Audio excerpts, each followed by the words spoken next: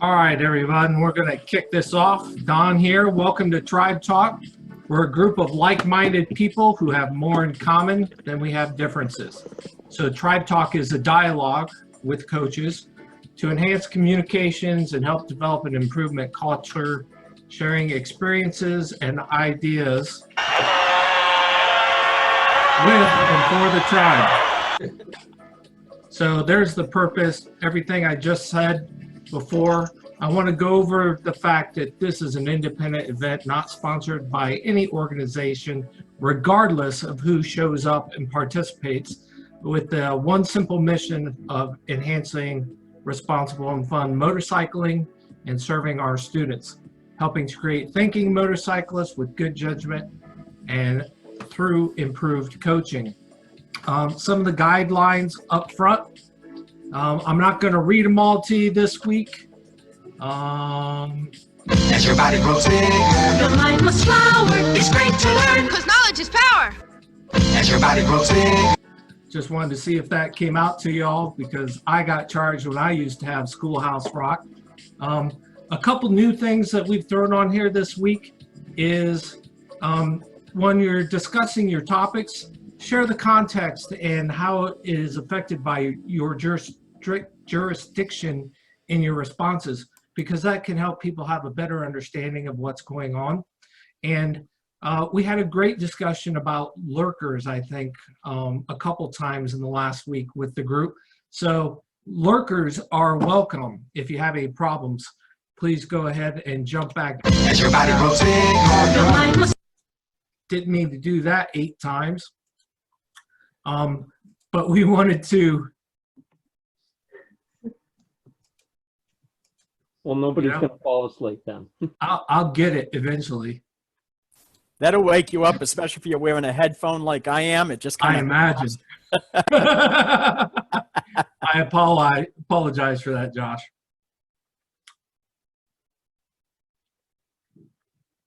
Boy.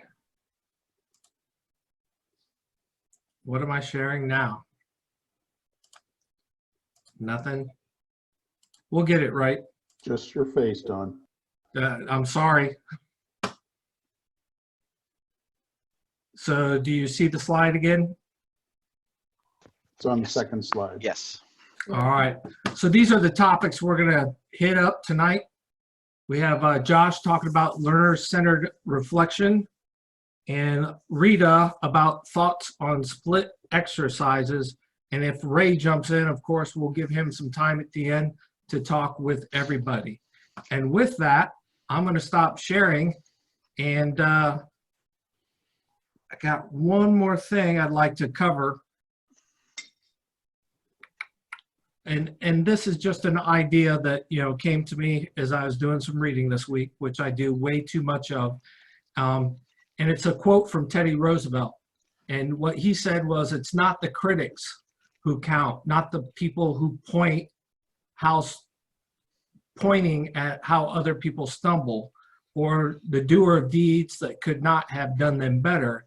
The credit belongs to the person who is actually in the arena, face to face, blood marred with dust, sweat, and blood. So as we come together and we jump into this arena together, whether you want to discuss it or not, just the fact that you're here helps us immensely. And so with that, I'll turn it over to Josh, and he can start discussing learner-centered reflective practices. awesome.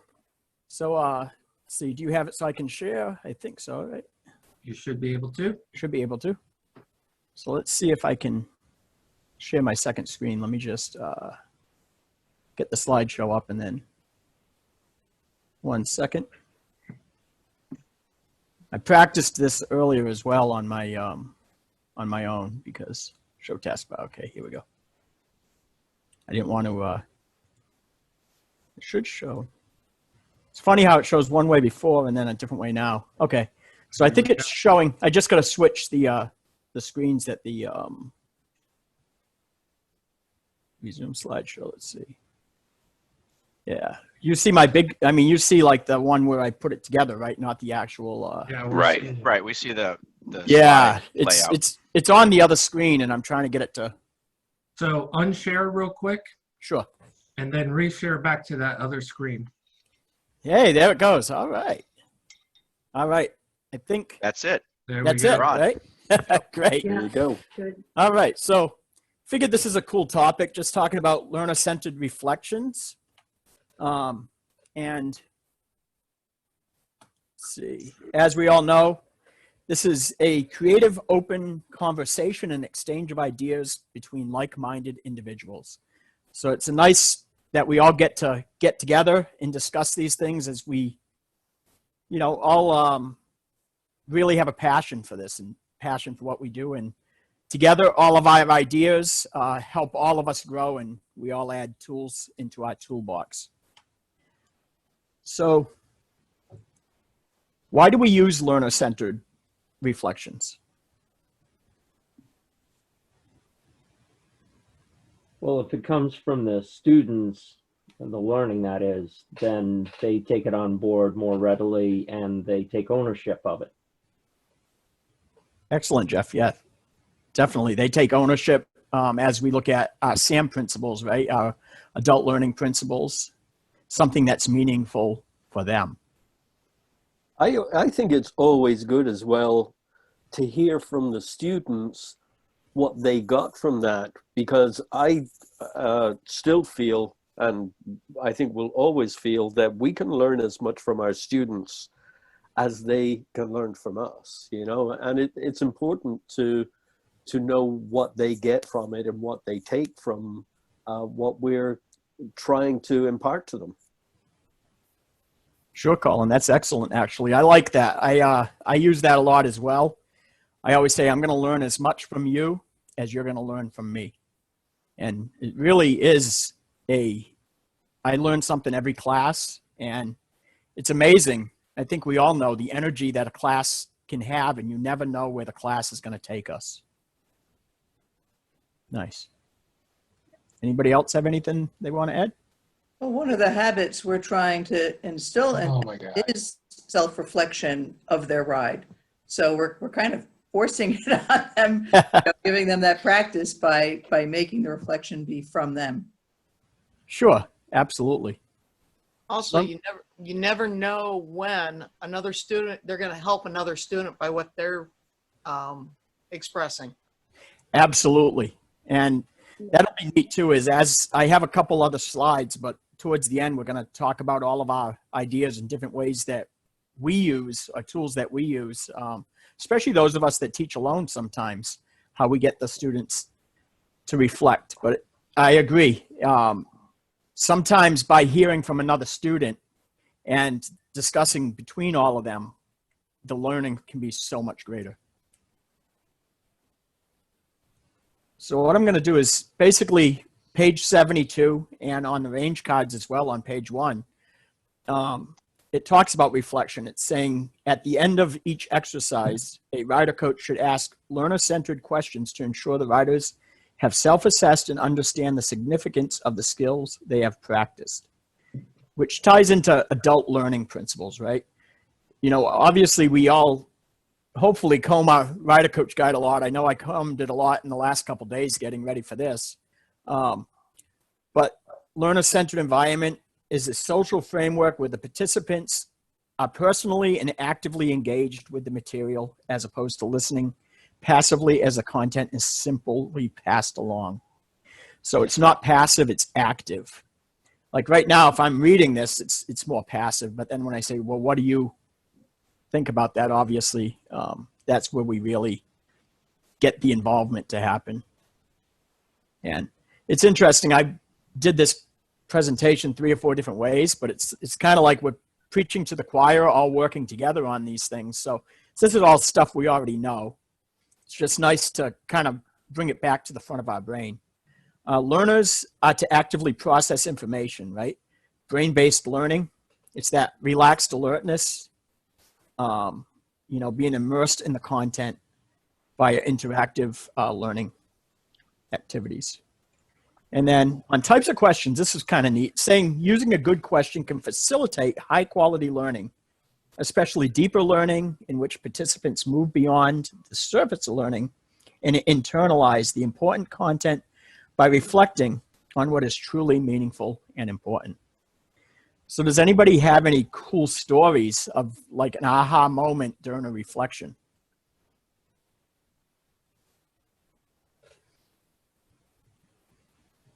I'm sure we all do. Definitely, right? A quick comment from a previous slide that I just noticed on Facebook was Jim White here mentioned that the reflections help the students bond. That's a great point too as well. Absolutely. Bonding of students. Yeah, Josh, I was going to speak, just came to mind is you had taught me really throwing a question out to the students, like we're throwing cones and you kind of gave them something to talk amongst themselves.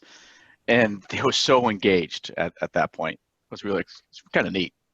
Sure. And by the way, those of you that don't know, Jeff just got to talk. Jeff's one of our newer rider coaches as well. And he just taught his first class last month before we were, I guess, shut down for a little while. But did a phenomenal job. He got to spend a weekend on the range with me and some students. Yep. And I got a lot out of it. It was great.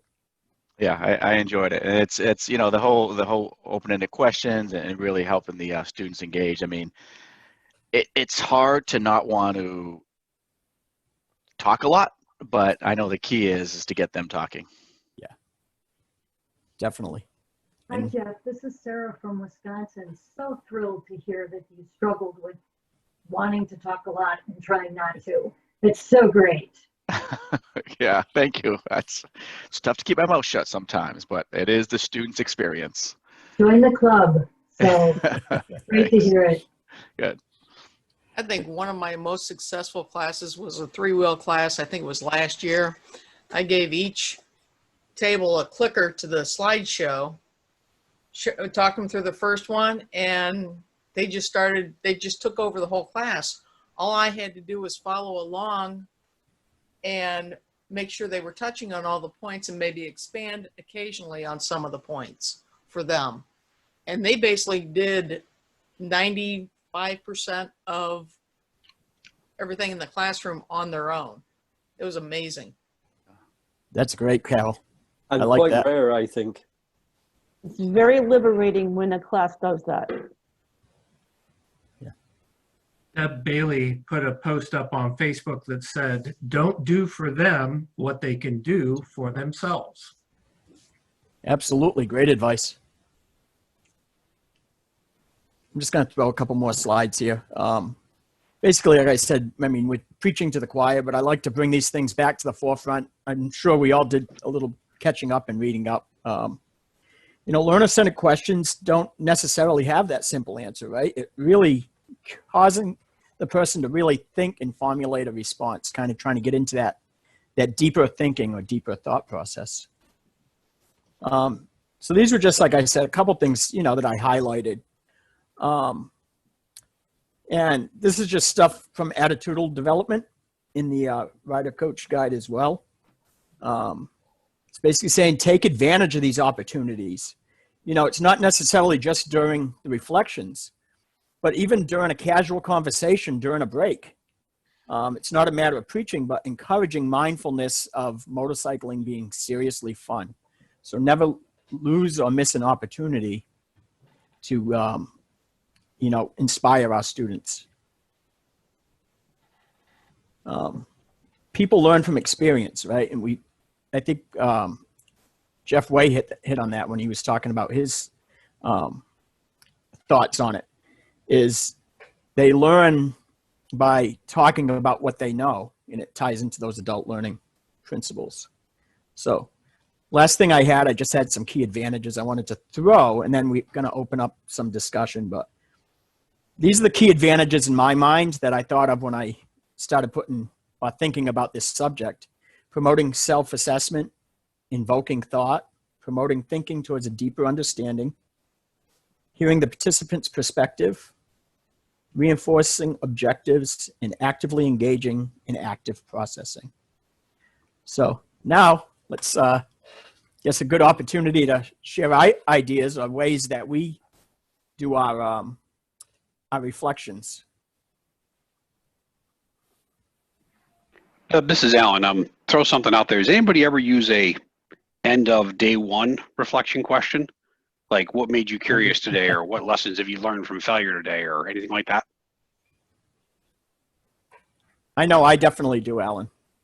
Okay, like come back tomorrow and think about it overnight, kind of thing. Definitely. What I do a lot of times is the way our scheduling is we'll have range in the morning and then classroom in the afternoon. So after lunchtime, we come back to the classroom and just kind of jump back into it. I made up one slide sheet that basically has some questions on it. And it's basically saying, what was it what you expected? Did anything surprise you? What do you feel you need more work on? It's just some kind of general questions. I think there's 4 of them that just invoke some thought or some deeper thought into it. It's kind of like a wrap up. And then sometimes I might do a couple questions before starting up day 2, before we get on the bikes, and just kind of, okay, so let's talk about yesterday a little bit and just see where everybody's discussion brings us. I think it can also be useful at the very end of day 2, even for, and perhaps especially for the riders that have passed and they're going to be getting their licenses, do some reflection. Okay, where do you think you are in the learning process after doing this? You've got your license, but where do you think you are in the learning process? And I think that's often a good thing to reinforce, that it is a basic rider course, and it really is just the beginning of hopefully a lifelong learning experience. Sure. Absolutely. And that's a little bit off topic, but as Colin mentioned, and I remember when I took the BRC, there is this sort of a gap, right? Now these guys have taken a basic riding course, and they are all being on the, potentially getting on the streets, driving day and night. How do we, I know this is off topic, but like encouraging them to continue to learn and not just get out there and get on the highway after one class? I don't know how to phrase that, but I just want these guys to continue. Like for me, it was just really, I get excited about, continuing to learning about this and this stuff. So thoughts out there? Yeah, one of the things we use in Missouri is we do get the Honda booklets. We have a dealership around here that donates them to the program. And in the back of them are diagrams of how to set up practice based on parking spaces. And we give those out at each class to all the participants so that they can continue to practice. And we also try and give them throw them a little bit of a carrot to come take an advanced class, or even just the ultimate or the basic bike bonding as like a day 3 of the BRC, and trying to get them to understand there is additional training out there for them. You can download that from msf-usa.org as well. Nice. How to set up a parking lot. Does anybody use the 5 takeaways? Does anybody use that to foster nudge further classes or? Yeah, I usually bring that up as well. A trick that I do is all the way through, I talk about the BRC being a foundation. We're trying to build a foundation in which to practice and learn on, but it's really kind of throwing the lifelong learner concept out there multiple times, not to beat it to death or not to lecture on it, because we obviously never want to do that, but just to kind of mention like, hey, this is, a great foundation, but here's what else there is, there's more to learn. So a couple questions or comments that have come out through Facebook and then on text within Zoom. Carl he states that he asked the class on the beginning of the second day did anyone drive different when you left yesterday? Then what did you do before? Did you notice more than what you took for granted previously? Nice. That's a great question. Yeah. I like that. I actually wrote it down. And I then like that. Actually, Chris that's good. Horton asked or stated that he sees younger riders not as engaged, looking to me to pass them without fail. Some that are genuinely there for safe riding contribute more. Rita, One of the did things you- that we do in the Harley class is the last question you're supposed to ask at the end of exercise 8, at the end of the first day, is how does what you are experiencing now compared to what you thought it would be like after the first day of class? And what has been your most proudest moment so far on the range? So those are some good ending Nice. questions as well that Harley put in their curriculum. Sure. I like that. That's good. Does anybody use questions different than what's in the range cards? So I use the range cards questions, but sometimes I go a little bit further or to provoke thought. I mean, obviously you don't want to go too deep or too long, but some of the great questions that I use is how does this apply to out in the real world? So we might work on a particular skill. We might talk about that objective and, okay, how is this helping when we get out on the road? In exercise 4, there's an opportunity to talk about engine braking, which is an often missed knowledge test question. It comes up in the e-course, but if they're not paying attention at the e-course, it's something they might blow by. And usually in exercise 4, someone will accidentally do engine braking. So we can say, did anybody, let the clutch out after they downshifted by accident? And usually there's a few hands go up and say, well, what happened when you did that? Sure. So we'll get a description of what happened, and we can discuss that for a second, and it plants the seed in their head. That's great, Lynn. I picked up from another rider coach, stole it, you might say, at the end of exercise 8. I think a really good reflection question, it talks about the typical perception reaction time, and the demo does the 1 second delay. And I ask, what are some things that could quite easily cause a 1 second delay for you? And they come up with some really good answers, It's good. I like that one. Nice. One of the Go things ahead. I like to do. Oh, sorry. There you go. Go ahead. That's okay. One of the things I like to do is instead of asking a general, reflection question to the whole of the group, is add them specifically targeted to specific riders who have, whether they've struggled with a particular skill or overcome a particular skill within that particular training. The plus of that is it's a chance to give an attaboy to the person that struggled and overcame the problem. So it can also be a confidence booster. Sure.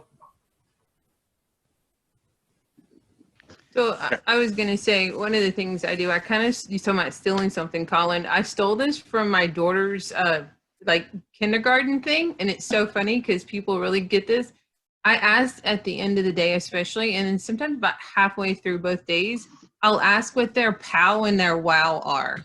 So that means what is it that they're winning at and what is it that they're struggling at? And it's funny because, give an example with my last class, I had a young lady that was just completely struggling with something so bad, and she thought she was the only one in the class struggling. And so we went through this whole thing, and everybody in the class did their big POW thing is like, okay, well, this is what I'm struggling with. And then I focused on what they're winning at. And so what are they doing really great in the class? And being able to share that with the whole class of like, oh, wait a minute, I'm struggling with that too. And I'm not the only one that feel like I'm totally bombing this thing. So like I said, but that's like kind of the perspective that I come from too, is very emotional, kind of very, hey, let's get out of our heads. We're riding motorcycles. This is fun. And so, but I really feel like pulling away from those struggles that they're having, addressing them, but really focusing on those wins. Like, look, I mean, you came in here this morning at 8 o'clock this morning and you could not even ride a motorcycle. Like, you've never even been on a motorcycle. It is noon, we're leaving for lunch, and you're shifting a motorcycle. And just that short little conversation, that short little reflection with them, you'd be surprised when they come back, they're like, oh, we're ready to do this, you know? And so that's how my favorite kind of reflections are, after all the questions, going to the person themselves and going to the riders together and saying, what is it that you're winning at? Like, let's focus on that, and just building them up that way. That's great. That's so great. And what was that? What was the wow moment? I'm writing that down. It was the wow moment and the. So it's called POW and WOW. Yeah, like I said, my daughter's her children's youth thing does that, and so they have like little sad face and this happy face, and so their POW is like something that not so happy that happened that week, and then their WOW is what really great thing happened that week. So. Excellent. From kindergarten age? Yeah, that's a kindergarten age thing. Spectacular. Yeah, it really is. And someone said something about the younger people. Like, I've had a lot of young 14, 15, 16-year-olds, because here in Alabama, you can be 14 and take the class. And they really, I have a couple of teenagers myself, and they really, really love that kind of thing. Like, you know, because they're quick to beat themselves up nowadays. It's kind of sad. And so they really enjoy doing those kind of things. Consider it restolen. Yeah, I That's right. Exactly. A lot of us are writing that down. I have a whole bunch of notes already. Yeah. The POW and WOW. I got that. The POW and WOW.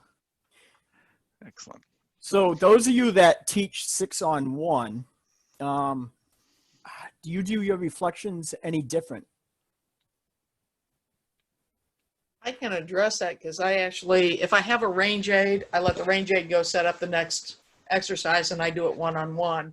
But I've also taught where it's 6-on-1 with no range aid, and then I actually have already laminated a laminated copy of all the reflection questions, and I'll say, okay, it's time for your family meeting. Who wants to lead this one? And I'll give the card to that person, and they will, as a group, discuss the questions for that exercise. And when I come back from setting the range, they share with me what they've discussed. And it's really a good way to get them engaged, to take ownership of the reflection questions. That's great, Carol. And I find that really sometimes is almost better than if I am standing there. I hear really good discussions. It's amazing. I think too, whether or not you actually hand out a cheat sheet for them, if you kind of set up the first few reflections, well, the students often will take charge and run with it. You know, you can just say, discuss, and and go back. And when you come back, they've already got their conclusions, ready to present. And that's really awesome. It really is. Usually by the third you guys hear me now? I'm sorry.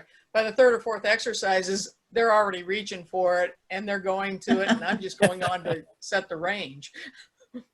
Rick, did you have something? Oh, good. You can hear me. I was setting up my computer and it was arguing with me. So one of the things that I find really helpful is between exercises, I'm watching to see who's the quiet student and who's the really vocal student.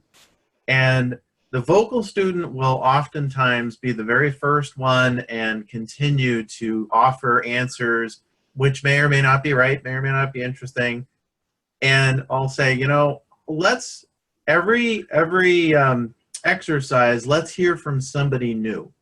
So that way, after each exercise, they're already set up in the mindset that, oh, I might have to talk this time. I didn't have to talk last time, and that's okay. But it gives them a chance to prepare for it as opposed to being put right on the spot. And it takes that vocal person, and they have to kind of, pull back for a second. A little variation on that is to give a ground ball question to the quiet person. Yeah. One that they can't mess up. and we'll help you get a point across so that, you know, they can't get it wrong. Nice. I did a presentation, I think in Vegas at IRETS, and one of the topics was taking reflection questions to the next level. Where you know, when I took a class back in Villanova some years ago, they did a pretty in-depth analysis on those. And one of the toughest questions for anybody that seems like a teacher to use was always one of the ones I posted was how did I help you today? How did I hinder you? And what can I do tomorrow to help you more? Something to be able to, you know, self-assess. Nice. And but it's something I might be able to post some of those topics up at the end of this on Facebook, just some of those slides. Yeah, definitely, Alan. That's great. I do something similar to that sometimes. I try to think the wording I use, but I like your wording way better. I think I've used, am I giving you everything you need? Is there anything we can do differently? But it really sometimes doesn't provoke the thought that the way you said it might provoke. Well, I didn't. I stole it from Villanova, so I'm not going to take credit for it. And that's what's so great about Tribe Talk is we each get to steal these ideas a little bit and make them our own. Excellent. We're all just a bunch of thieves. That's right. But yeah, I definitely. I'm sorry. Go ahead. No, this is Jeff. So again, as the new guy and only done one class so far, how do people wrap up their days? Like I heard, you know, we've got the POW and the WOW. What is sort of that, you know, like in our place, they've taken the exam or something like that, and then we send them off. But is there like a more of a bring them together before we send them home for day one and on to day two?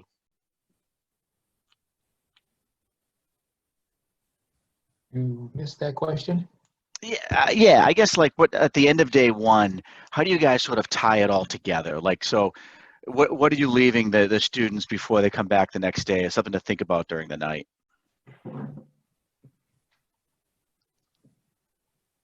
I sometimes give them a little preview of what we're going to do the next day. Okay. I relieve some anxiety. Hey, tomorrow we're going to work on lower speed maneuvers, or, you know, we're going to cut you loose to ride around a little bit and do some curves. And, you know, it just kind of gives them a heads up of what's coming. And, you know, for the people that are eager to go forward, that excites them. And if there's people who are on the fence about, gee, do I want to do this or not, that kind of gives them some ammunition as well. Yeah, I mean, day one's a long day, right? So, you know, I can see some of the experienced guys who haven't, you know, barely got out of second gear on that day one. Maybe they're bored, and then the other some people could be exhausted after this is their first day. So I like that. Jeff, It's really get them excited. Jeff, this is Sarah. Yeah. So I'm wondering what your first day actually entails. Are you talking about just after the first range day? Yeah, the first range day, and it's typically a long day, and then I want to make sure that they're excited and motivated to come back the next day. Typically, when I teach on the weekends at a riding academy, we do the level 1 range through exercise 8, and then we do lunch and then meet in the classroom we wrap up the rest of the classroom. So when we finish in the classroom, they are toast. I mean, they're just stick a fork in them. They're totally done. Right. Yeah. So. Yeah, we have I think Jeff's talking about, we have pretty much the same format as we'll have the range, and then we have classroom in the afternoon. So it's probably from, you know, 8 a.m. to 5:30, 6 p.m. So Right. yeah, they're toast. They're toast. You know, it's just such a long day. You want to make sure that they're excited to come back. Yeah, I think that's the key, right? It's basically judging the energy. And I think part of that is to engage with the ones who seem to have the most energy and help them sort of spawn the energy in the others. Not really with overdoing it, but just say, hey, you know, what's something you're really excited about? And the ones who are excited and still have some pep will answer that question, which generally will spark some of the other ones to say, well, yeah, I'm feeling that way too. And you get some head nodding and some, you know, but like you say, it's a long day. You don't want to keep them there too long. You want them to go and get refreshed. Hey, Don, I don't want to steal into Rita's time. I was looking, it's almost 7:37. That's great. We can move along if everybody doesn't mind, kind of keep it a little bit shorter tonight. I do ask that you please let go of the share so that Oh, yeah, yeah. Rita can do that. I was just looking, I'm like, I don't want to be a hog. This is great, though. We just had good dialogue going, and And that's what we're looking for here. So, you know, I'd like to let people talk. It's great to share all these ideas. But with that, I'll turn it over to Miss Rita. All right. For those of you who are thinking you might want to try facilitating some discussion, you can see how easy it is to throw out some ideas and keep the dialogue moving along. We're also excited about talking about these things. So let's switch gears very slightly and talk about splits. What is a split? How would you define it? Same exercise in two different areas. And with basically different groups of riders. Yeah. Okay. What are some of the learning principles that splits on, or when you think about tab 5 and the Rider Coach Guide, all the different learning principles?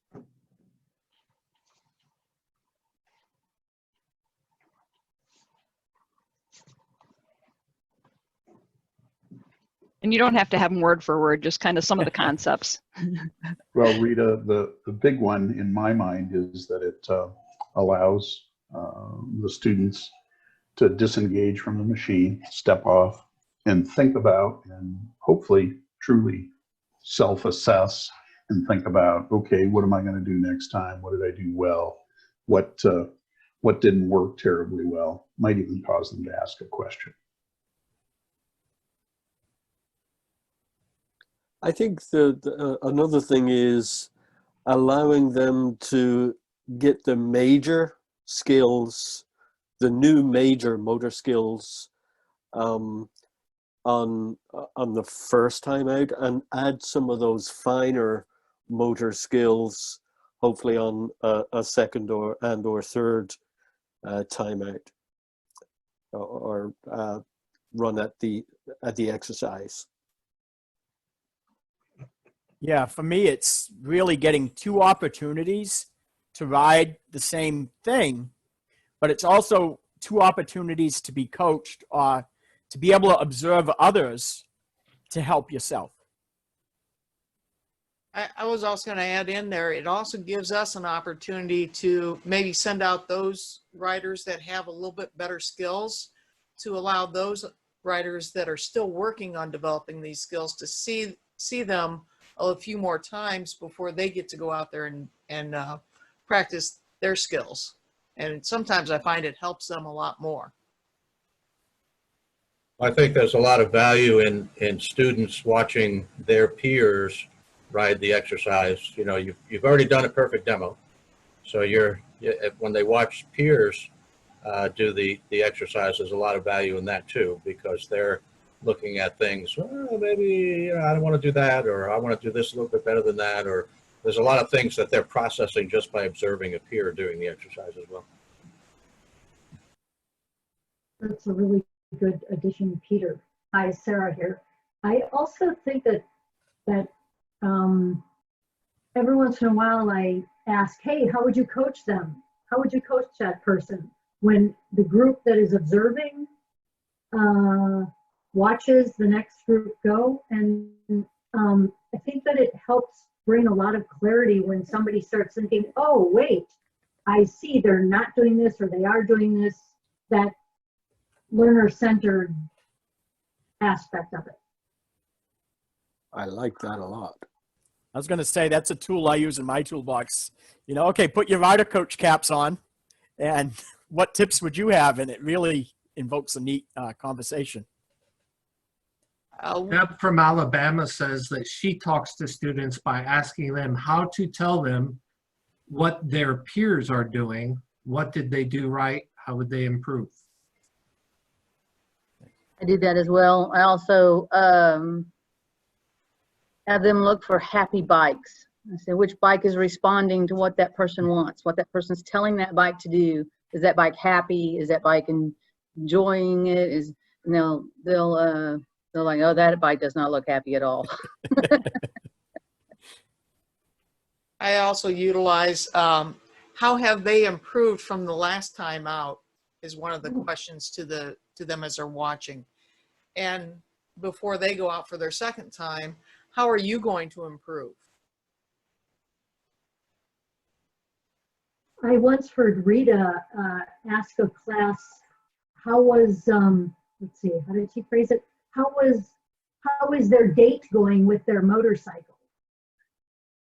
So that ties in exactly to what you were saying, Lisa, about is the bike happy? A lot of the things, good analogy. a lot of the things that folks are sharing sound an awful lot like some of the reflection that Joshua was talking about earlier. Reflecting on what's happening, applying what they've learned so far, and figuring out how they're going to improve next. Someone mentioned earlier that we're also finding out what the student knows already. So finding out what their perception is of what's going on the range by being that coach who's in the staging area with the students, asking them good questions. You're finding out, are they really processing what the exercise is about and what they might be trying to improve. And Lynn mentioned developing a self-reflection habit. So not only are they reflecting on what the students who are riding are doing, but also reflecting on what they've been doing, even though we're not outright asking the students what they're doing. I think it's also a good opportunity to provide some one-on-one coaching to someone who maybe had a particular issue. Maybe they were braking late, going around turns. You can point out people on the range, what they're doing, and point out where the braking ought to be happening, for example, or a better way to phrase it is, where should the braking be done by, or things of that nature. So you can some kind of target your stuff to individuals. Yeah, good point. When Josh started his section earlier, he talked about how much fun it was to dig into the material in his Rider Coach Guide to prepare for his section, and I found the same thing. It was really a great opportunity and a great excuse for me to dig in deeper, and there was an awful lot of mention in the Rider Coach Guide about figuring out what each student needed and coaching that student for what they needed. So doing some of that individual coaching that's so critical to help each student be as successful as they can.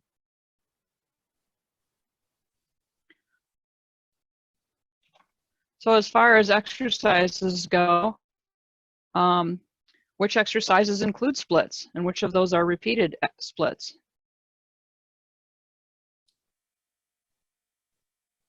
The big one for me is always exercise 11. Why is that a big one?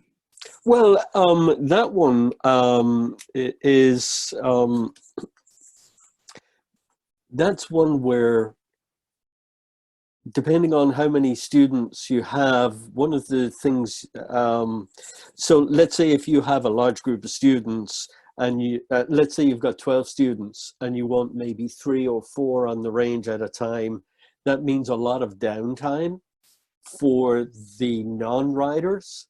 And therefore it's really important to keep them engaged and to keep them learning, hopefully, or discovering things as they're, putting them in the coach's position, looking for things, etc. So, I'm always conscious of that downtime when you've got say 3 or even 4 groups sometimes that need to be managed.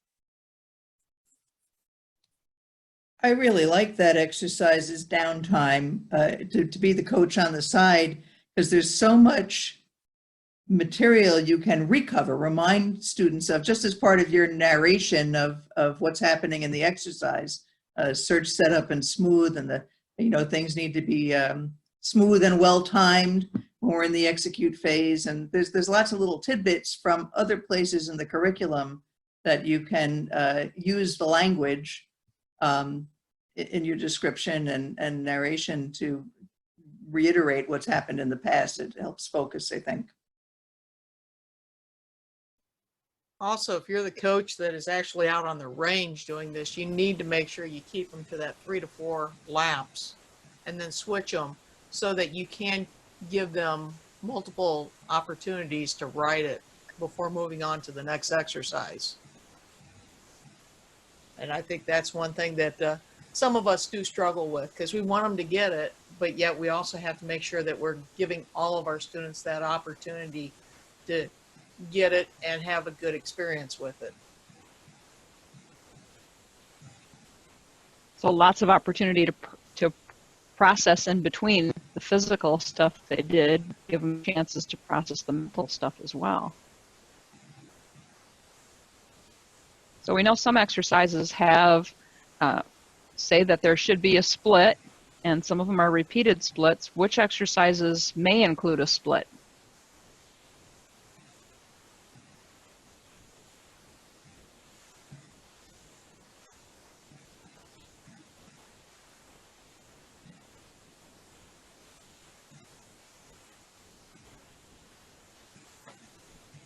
Anyone? Bueller? Well, if you're working a modified range, you might be in a situation that on a full range it wouldn't be split, but in a modified range it would. Can you give an example? I think 7 might be a good example. Running one way, then swap around, run the other. Well, that's an exercise where you do a reversal. Could you do a split on that exercise where you have some watching and some riding? So why would you do that? Why might you do that, team? I think if it's advantageous to the student to see something so they do better, get another demonstration of somebody else doing it besides them doing it, I think it, if you've got the time, why not? Think about times when you may have had a student who is maybe even just struggling a little bit more with the path of travel and what they're supposed to do when and where. Have you had opportunities where you've pulled one student off to the side to essentially give them a split opportunity to observe, watch what's going on while the other students are still riding, so they can think about what they've been doing, think about what they might want to try when they go out again? Well, in addition to that too, you could, what I do that for a lot of times is if the student has a path of travel issue, I'll pull them aside and say, okay, watch that. And then put them back in, and that usually clears it up.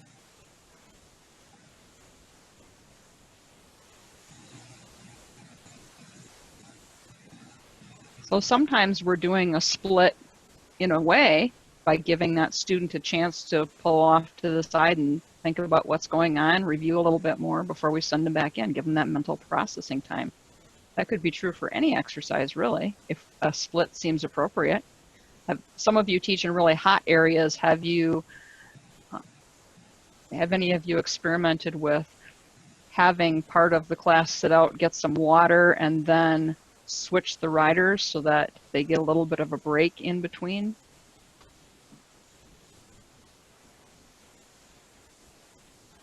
Kind of run it like a split, but I guess it would be a split, having some sit off to the side, watch, the other half ride. I guess a better question would be, some of you teach 3-wheel classes. I think some may teach where you share motorcycles. Do you have, if that's true, can you share what happens when you share motorcycles and you're essentially splitting every exercise? I was concerned about that before we did it, but it's actually worked out very well. We've got, we do 8-to-1s, and we've got 4 riders riding at a time. And the other 4 riders, we're lucky enough to have a shade canopy next to the range, and we pull out some chairs so they can sit down. And generally there's some pretty active commentary going on the sidelines amongst the students about what's happening on the range. It's actually been pretty gratifying to see how engaged they are. Have you been doing things specifically to help them stay engaged while they're off to the side? And if so, what? Well, they kind of can give it, again, focus on what the key evaluations are. Be watching for this. Think about what you're going to do when you're out there. There's other things you can do. I haven't done. You can pair them up. When your buddy comes back, what comments would you give to them about how they did? I've kept it a little more general than that. Sure. So making them coaches, like we discussed earlier with the exercises in a BRC that are splits. Do you feel that it accelerates their learning by having those splits for every exercise? Yes, I do. It certainly doesn't hurt it. I think it gives them, it makes a very relaxed atmosphere because there's some downtime. There's a little bit of friendly banter when they're switching places on the machines.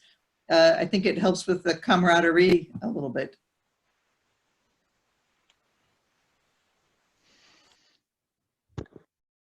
If you look at the actual learning process and people typically, they learn a lot of different methods, experience and listening and seeing and talking and reading.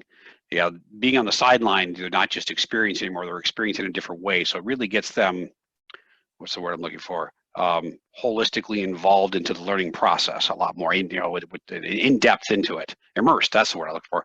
They're much more immersed into the process when they get the chance to not just experience it, but actually look at it in a different way and experience it outside themselves in a sense. So at that sense, I think it makes the learning process more advanced, more accelerated. Carol, what were you going to share earlier?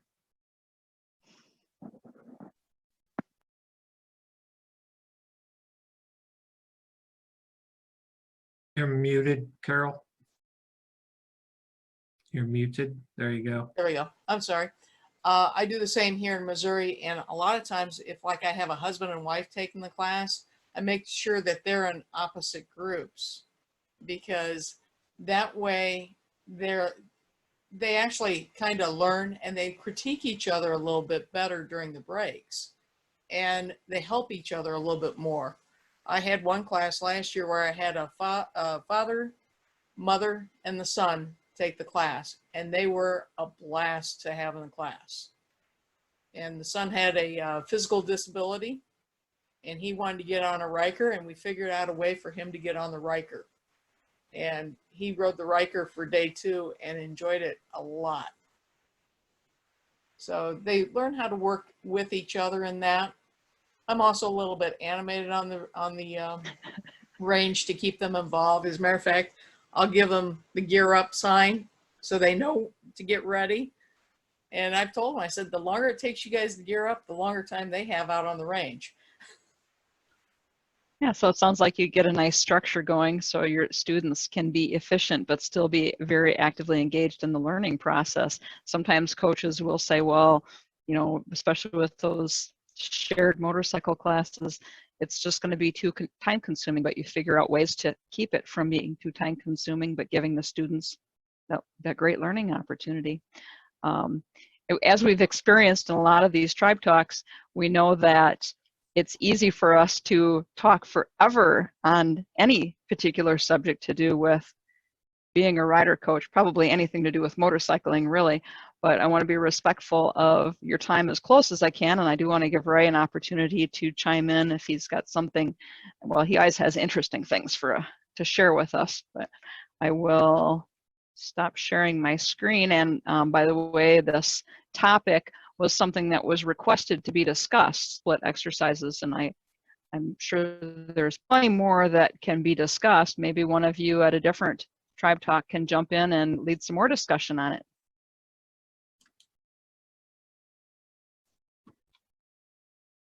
Thanks, Rita. I really appreciate that. And just to kind of wrap that up maybe a little bit tighter before we go to Ray, Josh talked a lot about reflection, and you were talking about splits. Splits give an awesome opportunity for the student not only to try it, reflect upon it, try it again, reflect upon it again, if possible, write it a third time, depending upon your time, and then getting a full group reflection afterwards. So I think reflection on what's going on, moving themselves along a continuum for splits is very important. And I'm glad that you chose to do this topic tonight. With that, I'll go ahead and ask Ray if he has anything to share. Not a lot, because you're such a wow group. Kind of makes it difficult for me to frame my comments when I'm doing the VRED stuff, because it seems to me you're on the far end of getting it, as opposed to someone that's brand new or someone that's what we euphemistically call, a level 1 rider coach. But just a couple little points, and I've got a couple questions.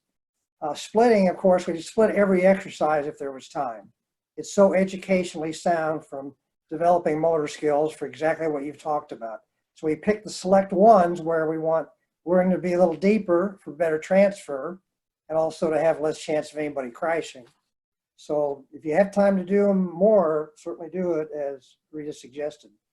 Also, a motor skill principle related to that is people learn motor skills in a deeper way with imaging.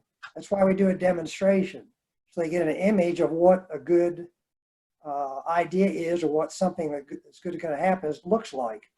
And so to do that a couple times, especially with a good demonstration, because the students are probably demonstrating as well as the coach. Who knows? I'm halfway kidding there, but they're doing it at novice speeds because they're novices. So whatever they're doing can relate real nicely to that class.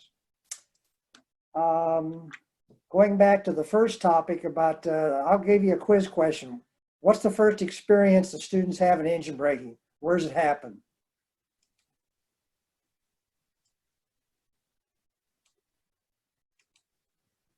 I think I saw 3 or 4 fingers there, but I believe it's exercise 3. Exercise 2. yeah, when they're doing the pre-shift speed and rolling off.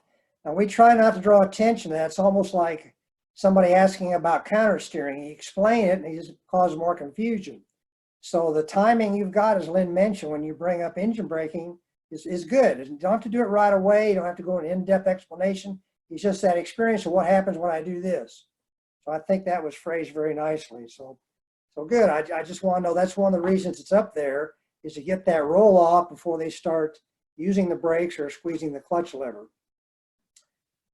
And with that, my ending question would be open it up to say, with those of you who have experienced VRES, is it too elementary? Not at all. I am getting so much from this that I am going to take with me into the season, really getting a lot out of this. Okay. So much experience on these calls. Yep, agreed. Well, I say that because, as I mentioned, you're on the far end of that bell-shaped curve on understanding the content. You've been the Rider Coach Guide quite a bit. Presentations you've had here, fabulous. So it's, I mean, I'm looking forward to getting through the range. I mean, I want to get those range exercises done, which is where we're going to start on Tuesday, because I'm going to get some pointed questions, and people are going to start, well, why aren't we doing that? Because our state does this, or my site requires this, or I didn't know we could do that. So there's some perhaps negative unintended consequences with some of this. And I'm hoping that can be clarified from the field, where some of the things I can't answer in depth because I would step on toes. I'm letting you know that just simply because you're more engaged in this than a lot of other people. So it's going to stay elementary for a while, and then we'll get into some of the things you're doing, depending upon how long this shutdown lasts. Or even after the shutdown, we may continue doing VRES. We don't know still yet how we're going to follow up with that. And that's all I've got, unless anybody has specific questions. Just a quick comment to kind of answer your question, maybe some more, Ray, is I've had a couple people respond that they like both the elementary and sometimes the deeper, because they can make those connections in between the two. So VRETs gives them the basis or the underpinnings, and then these discussions may take it further. So it's a combination that seems to be working rather well. Good, and that's kind of the main focus, is to make some connections from the basic written word content and go beyond that, because that's where the development comes in.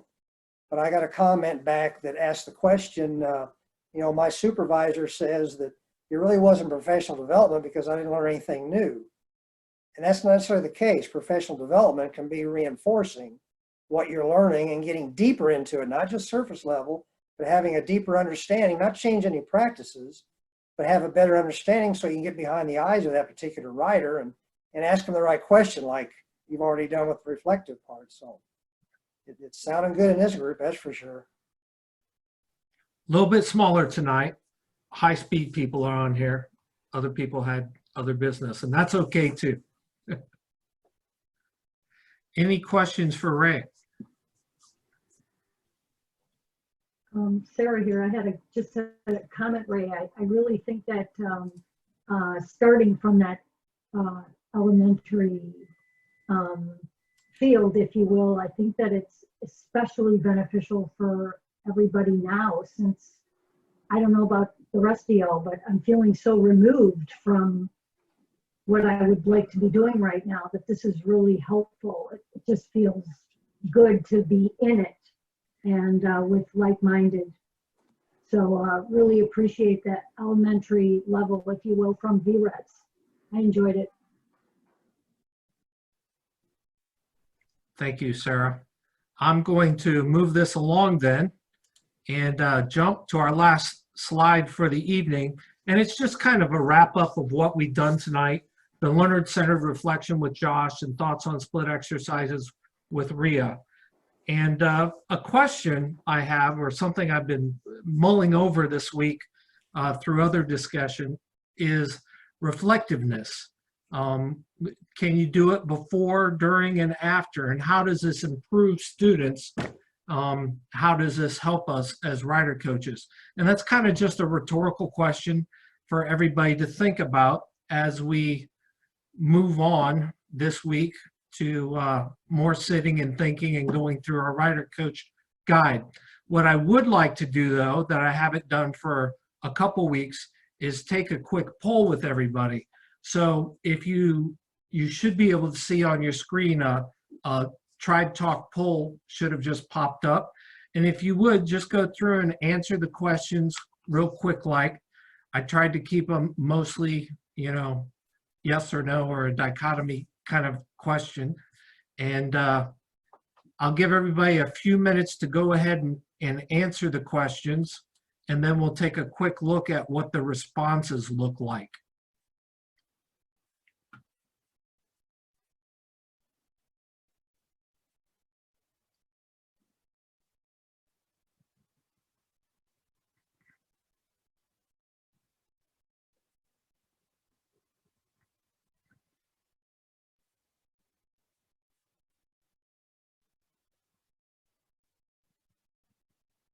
You were constrained to a single choice in question 6?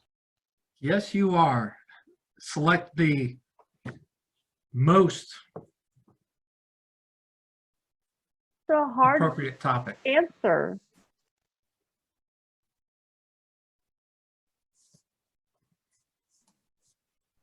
Once again, just trying to get a feel for some future topics by asking these questions. I want all of them. Good answer. I know, all of the above, that's right. About 80% in. Hey, while everybody's finishing, I just wanted to say, nice to see you out there, Michael Davis.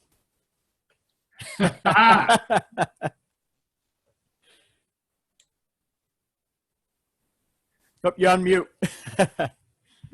Somebody has to set the low bar. Who's he? Blast from the past, Ray. That's right. He was my T-square.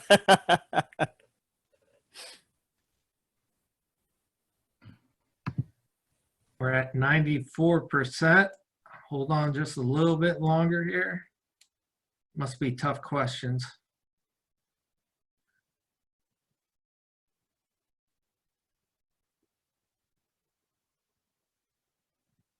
And maybe not everybody can vote if they're on a phone device. That would make it much more difficult.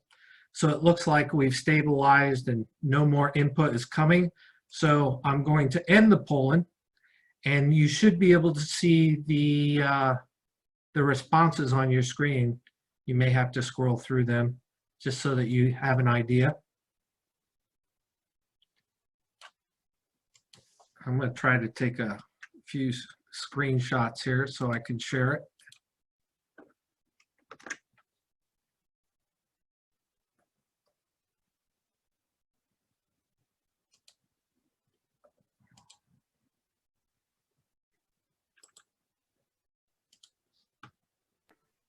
How do I get the screen to scroll up? I think Dawn needs to do that for you. Can you see it? Did it scroll up for you? We're seeing your wrap up slide Okay. right now. There's a Not- sidebar to the right. Results. You're not seeing the results? No. We are I'm not. out of this. Yeah. Oh, no. Shame on me. I apologize. Let me see if I can change the share. Hey, Don, there's this happy hour thing on Wednesday nights that helps you work with tech. You might want to consider joining and testing your tech out You a little would more. think that somebody would like maybe do that. All right, so it's not allowing me to share it, and I apologize. I did take some snapshots of it so I can share it on the after video. Bottom line is, first question, which do you find Tribe Talk informative? 100% yes. Would you be interested in presenting a session? 50% maybe, 29% yes. Please contact me if you would like to. Beneficial, 100%. Dedicate more time as a rider coach, 100%. And I'm going to leave that for the moment. We're going to come back to it. Would asking for 3% more effort being a rider coach be too much? 94% is no. 6%, they're already working too hard. And lastly, it looks like range exercises leads with 26%, followed closely behind classroom activities, underpinnings, and rider coach guide and rider coach standards, all with 15%. So bottom line is, you know, you guys want to see everything, and I really appreciate that. So pretty cool. The last thing before we leave, I particularly asked you about how much more effort you can give, because I keep reflecting on how much time I spend doing this. And there are times when I ask myself, can I give more? And hands down, just like you, I always think that, you know, yes, I can do just a little bit more. So I'm going to put this into perspective. There are 213 rider coach trainers now certified with MSF. If 213 rider coach trainers gave 3% more effort, we would move the needle 639%. Imagine if we did that with all the rider coaches. That needle would shoot off the chart, and the impact, the improvement on what we do would be enormous. So kind of a framework to think about, you know, if you can give more effort, how much is it worth it to the tribe? As an end note, I want to thank you very much for showing up. And with that, I want to quick throw this over to Lynn to kind of wrap up and tease us for next week. Tease you, that's it. Yeah, just a little heads up about what we're going to talk about next Sunday. In the RETS.org library, there is a document about the MSF RETS standards, and it includes these 5 core questions, which should be very familiar to you as the foundation for the questions of the 5 summary takeaways at the end of the BRC. Since we're trying to influence rider behavior, and how wonderful would it be if we could assist our students' retention of this content through timely tie-ins of these topics throughout our presentation of the rider course. If you think about it, there's lots of opportunities in the BRC to emphasize our key message points. We can do that by referencing the e-course, the classroom activities that we've already done, the range activities we can kind of bring in real life. We talked about that today. And with a goal to making the content be more meaningful and therefore more memorable to the student. So as an example, when I'm introducing the self-assessment chart, I like to ask, gee, you might wonder why we're doing this chart. Does anyone remember in the e-course when they talked about maintaining a positive risk offset?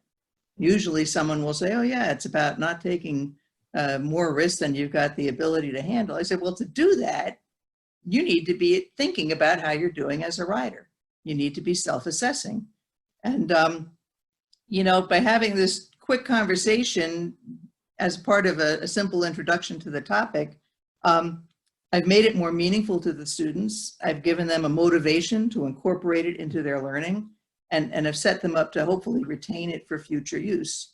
So next week is going to be really a sharing of your tips on where do you incorporate some of these ideas in your facilitation of the BRC.